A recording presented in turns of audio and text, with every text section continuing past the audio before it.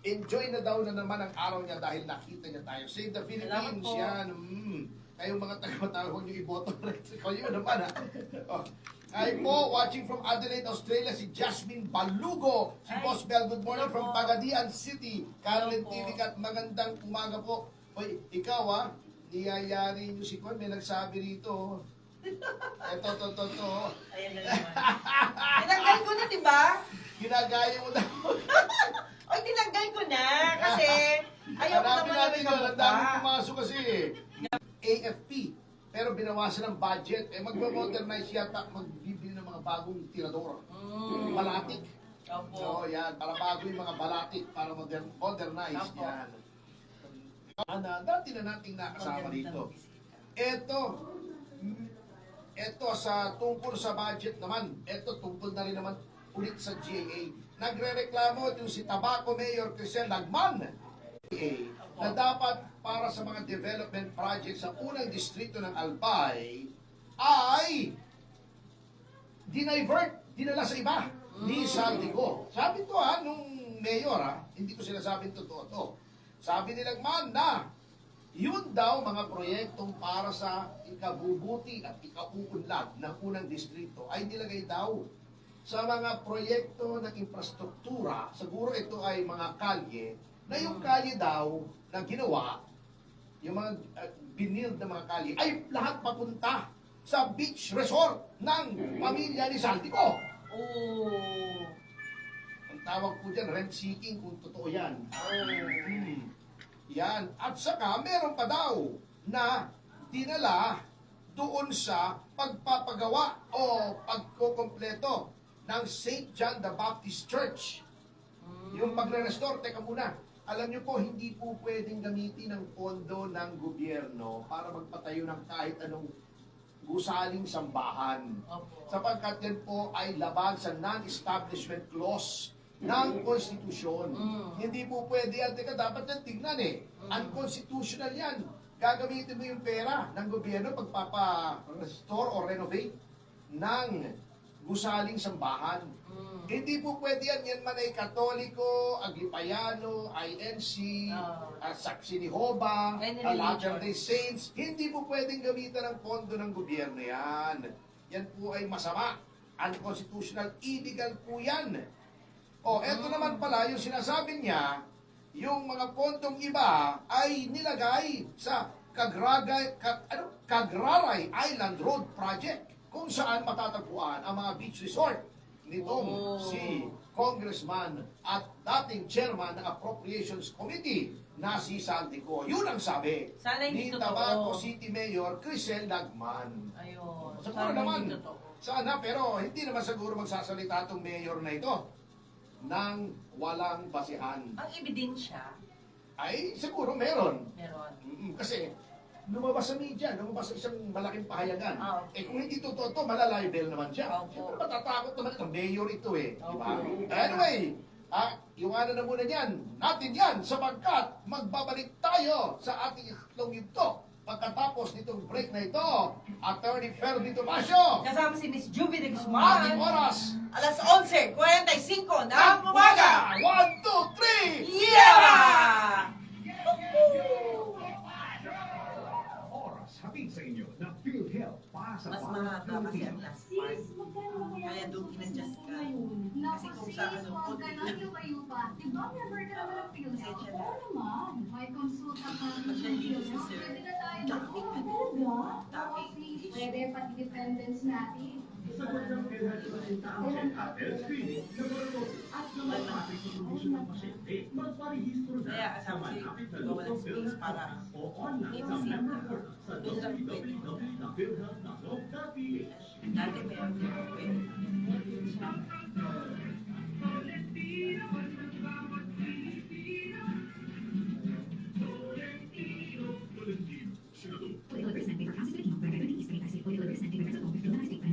Hi, I'm Cristian Bumatay, 27 years old. In my life, I faced a lot of challenges. I am I'm a working student since senior high until I finished my college. Napagtagumpayan ko lahat ng yun with the help of God. Malaking tulong din sa akin ng 6 MSK a.m. capsule kasama ang tamang pagkain at exercise. MSK inspires me to be excellent sa lahat ng mga ginagawa ko. Now, isa na akong Philippine Air Force enlisted personnel. I'm Jixen Dumatay sa MSK.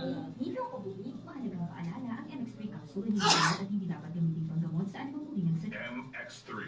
Dito ako, believe. Ngayong 2025, ang lucky number mo ay 312. Dahil sa Bingo Plus, may chance kang manalo ng 312 million pesos sa jackpot. Piso lang mag-play and may up to 4,370 pesos na cashback. 500. Kaya plus sa panalo. Download the Bingo Plus app or visit bingoplus.com. Promo runs from February 4, 2024 to December 31, 2025. EGLB reference number MKTG-2024-2654. Gaming for 21 years old and above only. Keep it fun. Game responsibly. Visit pagcor.ph/regulatory or email keepitfun@pagcor.ph.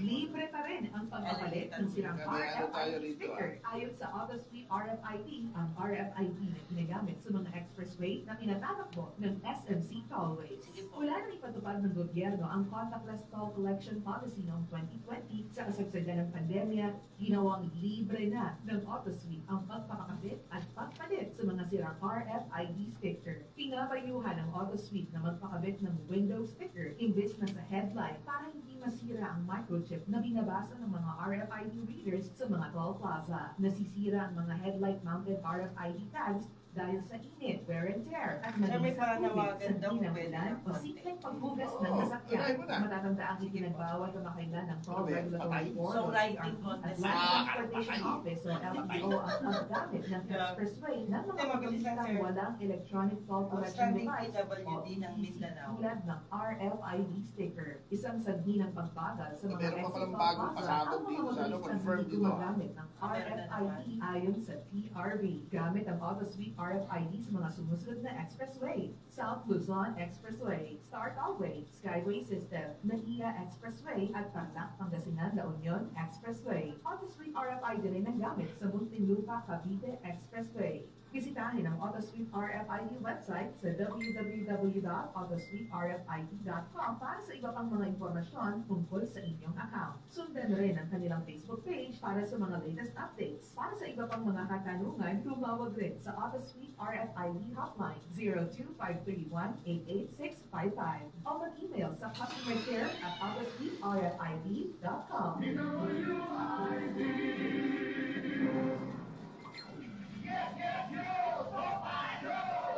Si Mr. Yes, Yes, Yo, Attorney Ferdy Tabaso.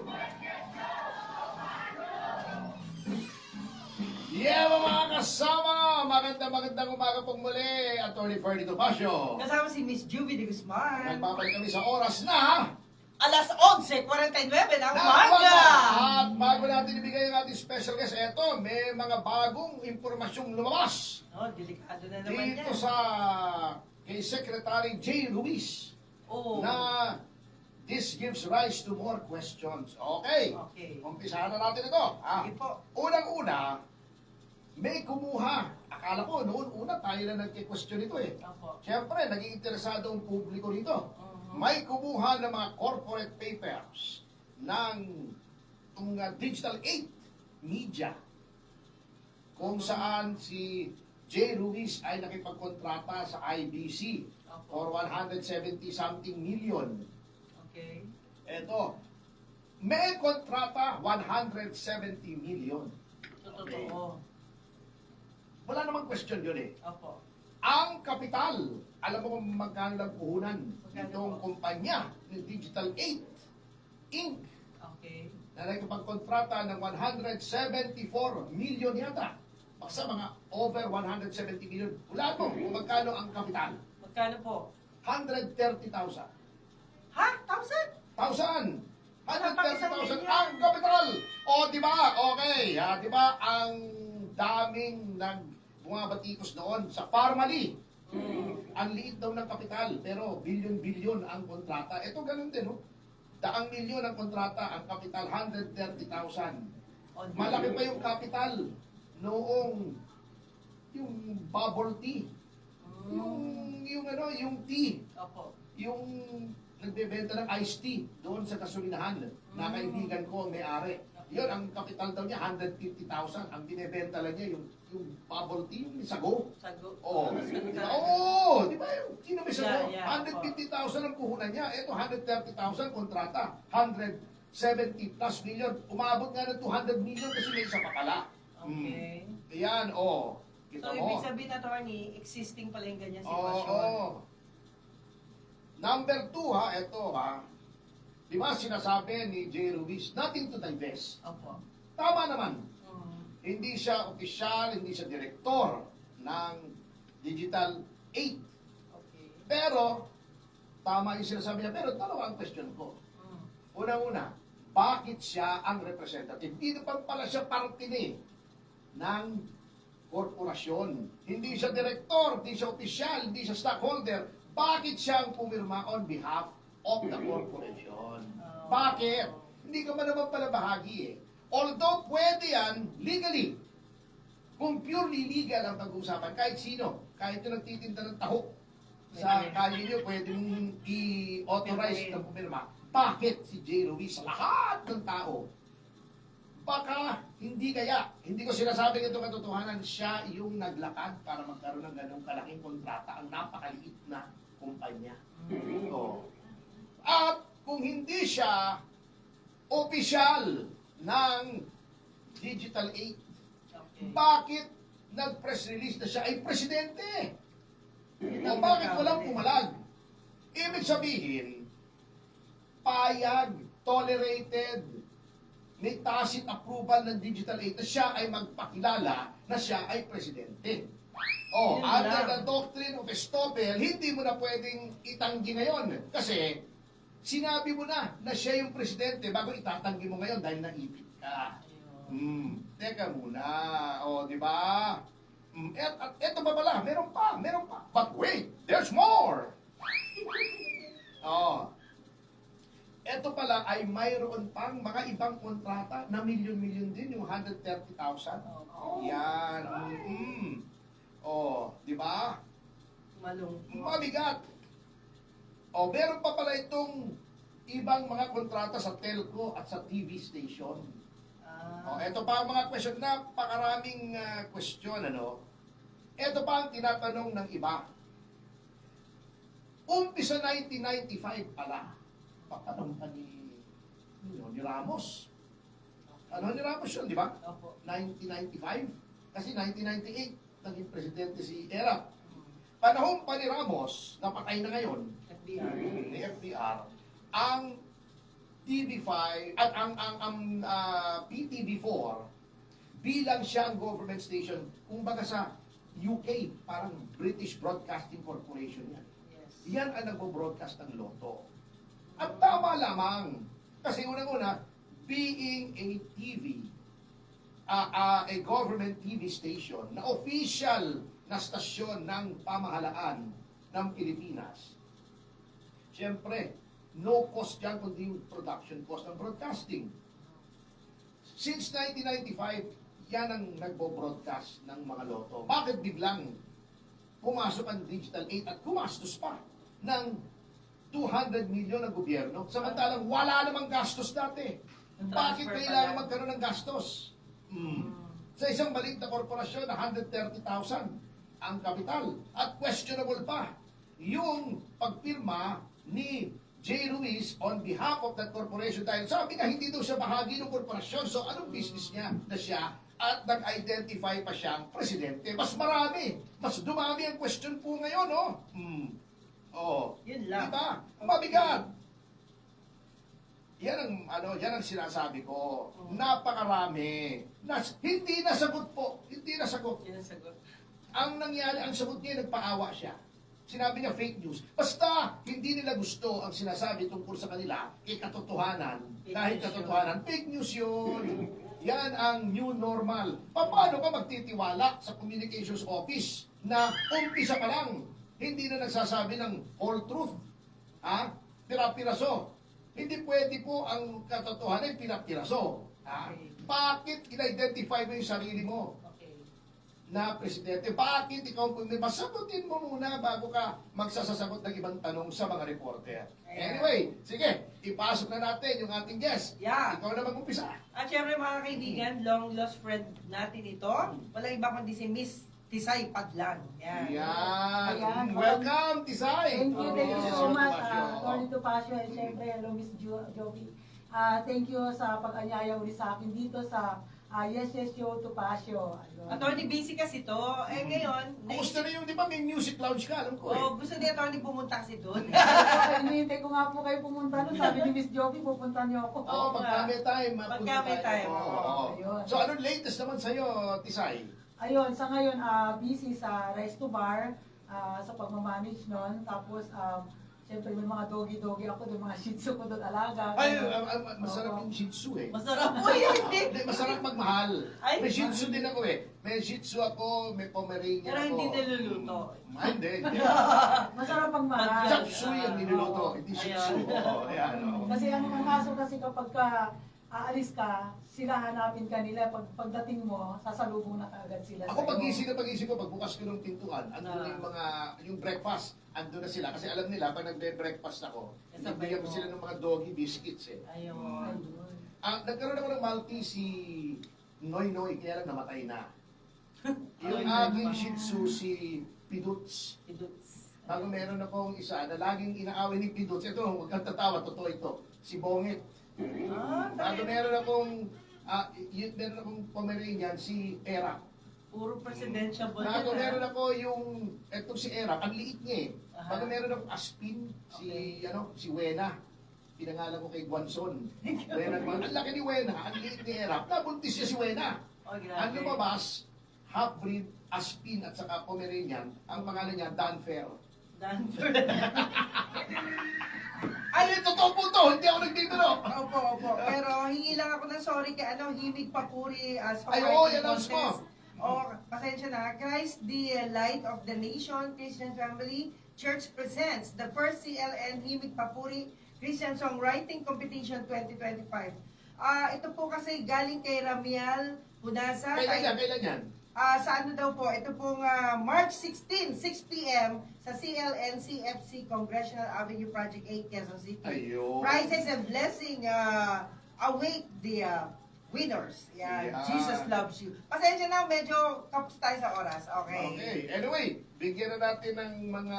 Si Tisay kasi, negosyante na. Oo. Bukod dun sa pagiging presidente niya ng TNBS, pero ayaw niya i-discussion tungkol doon.